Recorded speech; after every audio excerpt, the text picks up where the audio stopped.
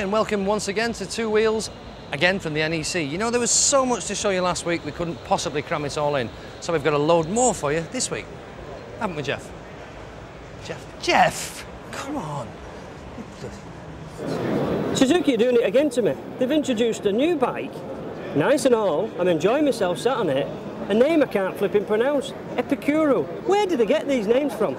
But it's nice, it's a lovely little beast, is this. It's a 125 4-stroke engine. It's going to be very economical, I can assure you. And it isn't going to be particularly expensive. In fact, around 2,200 quid. I have a complaint to make. Unless you're 6'4" and you're riding along the road, you can't see the clocks. But other than that, it's a little beauty. It's available in December and I might just be trying one out. So here's Honda's new weapon in the ever-popular 600cc sports class, the CBR 600. Doesn't look that different to any other CBR, and it's been around for a long time now and never really changed its shape that much. But if you take that bodywork off, it's a completely new bike. New engine, new gearbox, new frame, new chassis, new suspension, new everything really. And for the first time, we've now got ram air on a CBR 600. This thing will produce in excess now of 110 brake horsepower, which is pretty powerful for a bike of that size. And it's still, for my money, going to be one of the ones to beat.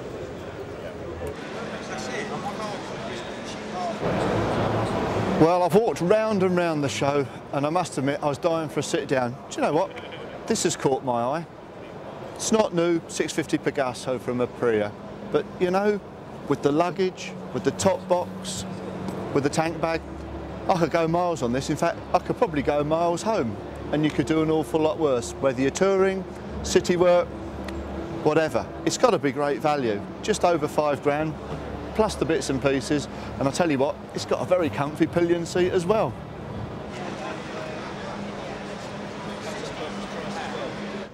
No, this is not a car, believe it or not, this is a bike. It's because we're at the bike show, but this is BMW's very latest, the K1200 LT.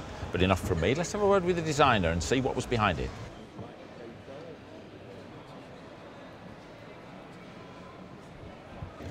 Dave Robb, you're an American, you're the designer behind this. Is this American thing anything to do with this? Well, it does have a lot to do with our look at luxury, what people expect in that type of motorcycle. Yeah, because you're going head-to-head with the Honda, aren't you, with the Gold Wing Aspencade? Well, we're taking a look at what the best of luxury can be. We're offering things that haven't been on the market yet, from cruise control all the way to a CD changer. We've got a cassette player, radio, we've got heated seats, heated grips, electrically adjustable windscreen, goes all the way to reverse gear, and then all the way to what's something very important, of course, when you take off your helmet, you have to make sure what things look like then. Oh, yes, yeah. Very, very nice. Do you have a comb in there as well? We'll have to think about that one. Okay, thanks, David. You're welcome. So here's the Mach 3 Challenger, the rocket-powered bike that we all saw on the TV and all the papers a little while ago. And here's the man that rode it, Richard Brown. Richard, you're a very brave man, let me say that first, but what did you set out to achieve in this? Well, the overall aim of the project is to break the world motorcycle land speed record, bring it back to Britain after 60 years of American dominance. But recently we broke the British motorcycle land speed record with a two-way average of 216.55. That's pretty quick, that. So there must have been problems. What was the biggest problem you had? I think the biggest problem we had was the good old British weather, unfortunately. Yeah, I can believe that. Yeah, we were there for three very long, difficult days, and really we were up against it because of the weather, but third time lucky. Good stuff. What is it? Is it the wind that's the biggest problem? Yeah, absolutely. You appreciate with such a large profile of the vehicle, it does suffer tremendously from crosswinds. It's a powerful piece of kit, this. So it will go faster than that. We know that. So where do you go from here? What's next? Oh, absolutely. It'll go a lot faster. I mean, the British record, we actually achieved that on just 28% of the bike's total power. So, yes, it's designed for a peak speed of 500, and we have evidence that it will go that fast. So, I've got to ask you then, what's next? World record? Yeah, absolutely. Yeah, the outright world motorcycle land speed record, and that'll be at Nevada next year. So, how fast do you need to go to break that? Well, the current world record is 322 miles per hour, and we intend to break that by at least 100 miles per hour. Blimey. Good luck, you're a very brave man. Thank you. OK, let's play a little game. It's called Name the Bike. BSA front forks? Maybe. Looks like a BSA frame, and that definitely looks like a Triumph engine.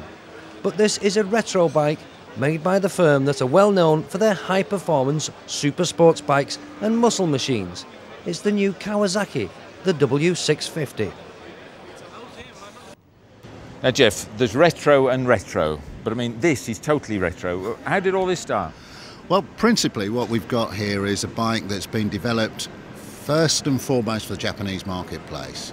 But because of the kind of concept, and I think because the factory have seen a very, very good result on cruiser bikes in the US, if you like, taking them into the heartland, then obviously we're hopeful that also in Europe that we can do very, very well with this, the W650. But it's a very brave move, isn't it? I mean, I can see up the front end BSA A10 forks, a BSA or Triumph cradle frame, Bonneville cylinder head is what it looks like. I mean, are you asking me if I had any input into this? I mean, we're both as old as each other, for God's sake. Yes. But yeah, I mean, we've had designers travelling around in Europe for the last couple of years, and they've spent a lot of time in the UK.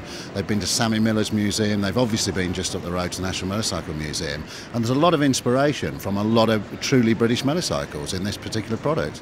But underneath it all, it's modern technology, isn't it? Single overhead cam engine, so you've got all Kawasaki's heavy engineering in there. That's right. I mean, although, you know, the view is very late 50s, early 60s, then I suppose what we're saying about this is it's, you know, it's so far back it's actually gone into the future, because we've taken the styling aspects but then built on them, as you say, single overhead cam, 4 valves per cylinder, good suspension, decent brakes, things like that. All the things that you and I wanted as a lad. And even down to pipe seats here, so yeah. Well, I think it's amazing, and it's nice to see something that new in an old mode, as it were.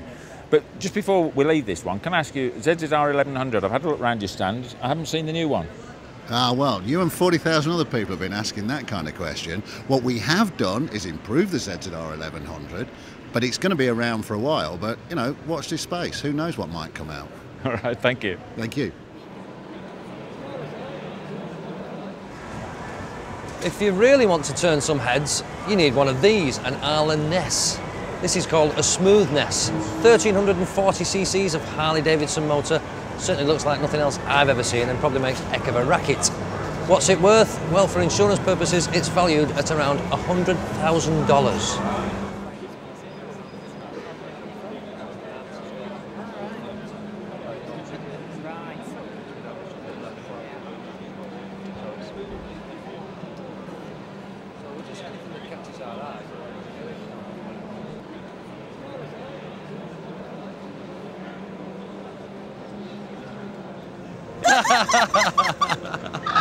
Behave. Who started it? Sorry, I'm just a bit busy at the moment, a bit tied up. Go and have a look what Wayne's doing. I don't know about you, mate, but my legs are absolutely knackered. I've been walking for flipping miles. You won't believe how far I've walked down, and they're only little, you see, and my legs move an awful lot more than everybody else. Where the flipping heck is he? Clothing department, he said. Where Wayne? Ah, wow, Wayne. Oh, no, too tall anyway. I don't believe this. Paul's gone looking for Wayne, and now I can't find Paul. This is getting ridiculous. Well, Wayne did this last year, and they sent me out. I think it's the short straw. It's cold, it's wet, it's miserable, and I don't know who's madder, them or I.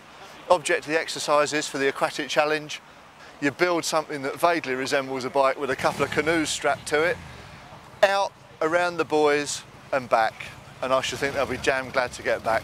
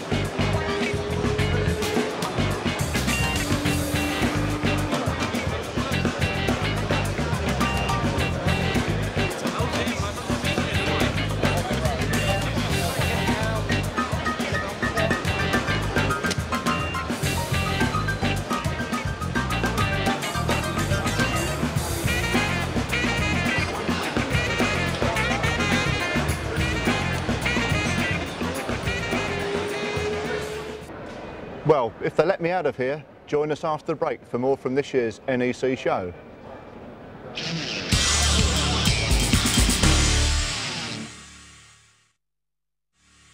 Welcome back to the NEC. I've walked flipping miles. I've walked miles looking round the show and enjoyed every bit of it. I've also walked miles looking for Paul, Jeff and Chaz. So I'm off to go look for the lads. You have a look at this baby.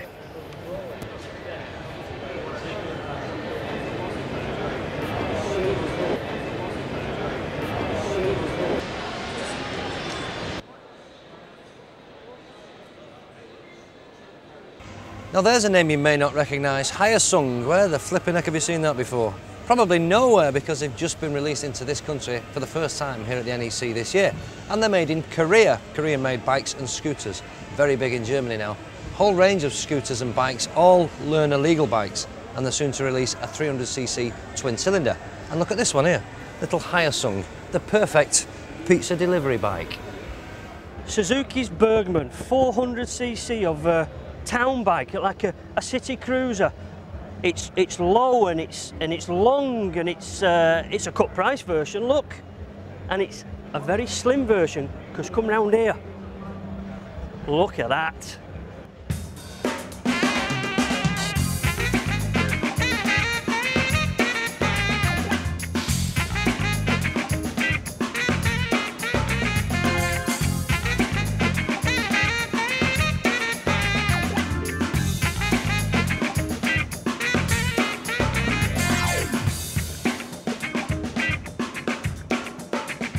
Right, Kershaw, I'm sick of this. Where are you?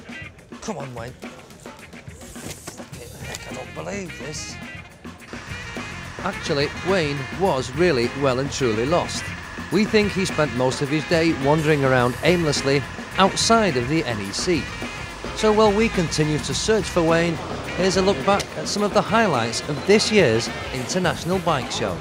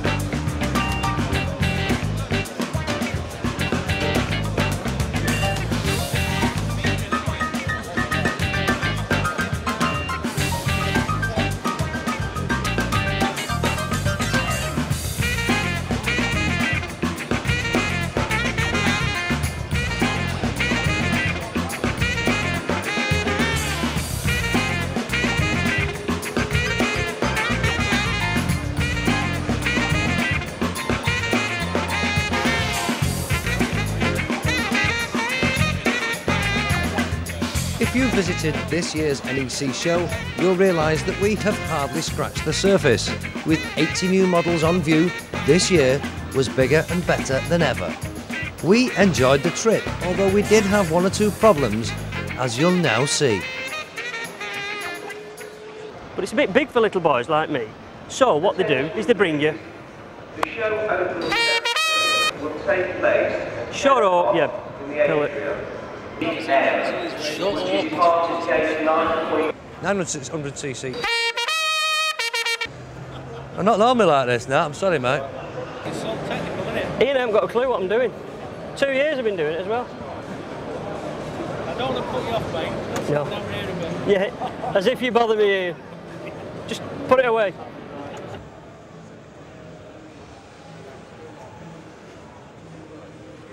I don't believe this.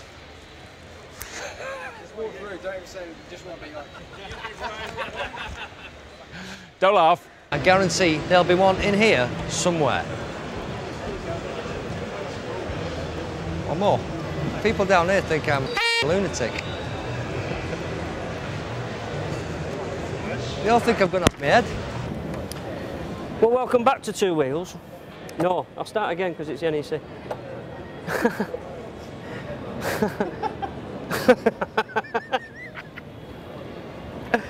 Hey, should I fall? I should have followed home.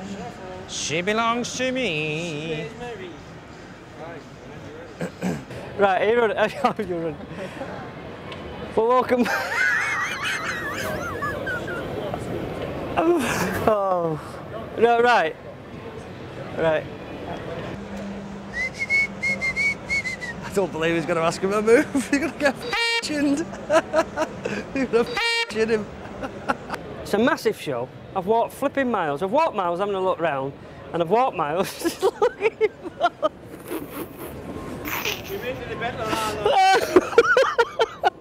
He's him. He's making me...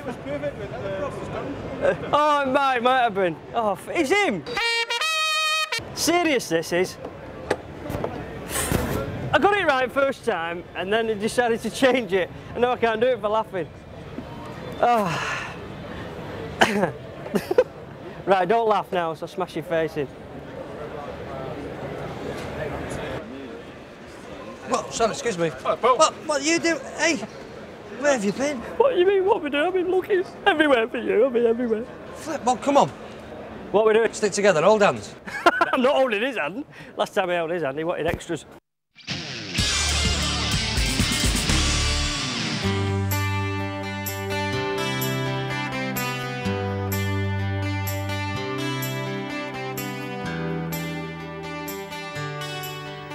Next week, after the hustle and bustle of this year's bike show, Two Wheels returns to normal, if that's at all possible.